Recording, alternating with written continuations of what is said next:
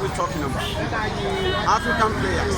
They have what it takes to be one of the top players all over the world, or probably choose to be the best player of the year.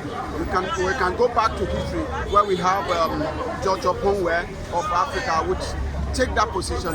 After him, no one else have done that in Africa. But presently, we can see what other African players are doing. Like unlike what Victor Osimhen said, that he's more than 100 billion worth in the current market. But a lot of people don't see a message that he's passing towards that.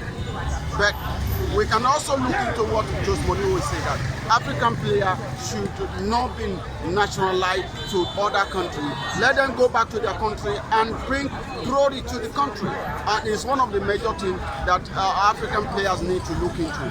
Like, unlike what we see presently, a player from Chelsea team that have not been given a chance to play in the Super Eagles team, have been calling for Super Eagles to invite so that he can as well excel to the top level. Probably he might play better in that team than expecting him to play in the England team or any other nationality.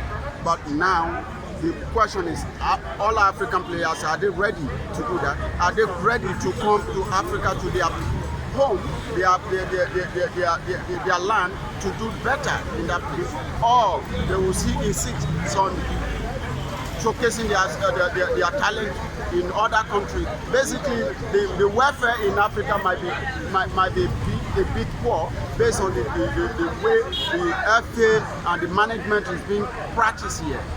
Like here in Nigeria, where we are presently, we can categorically and says the NFA, NFF are not doing the best to make sure they keep the best players in touch, to do their best when it comes to national team, based on the fact that the welfare is poor and the management is very poor. And we can see that from different angles. We can see it from the last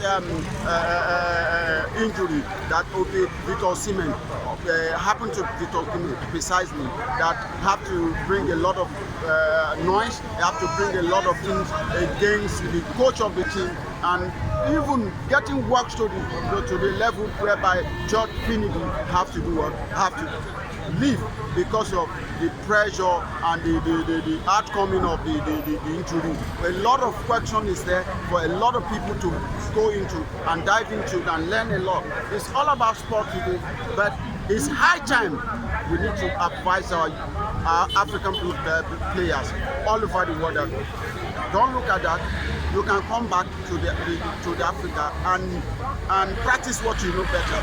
Like we see somebody like Ethiopia, we see a whole lot of them that are really doing well in Africa, and they've done that in a very high way to make sure they move Africa to the top level, like somebody like Mbappe. But I won't blame Mbappe precisely because what's it called? France is fond of hiring a lot of nationalities to their team, basically because they've been known with that nature of bringing a lot of African players to play for them from all over the world. We know France for that they don't have what it takes for their citizens to drive their sport to that level.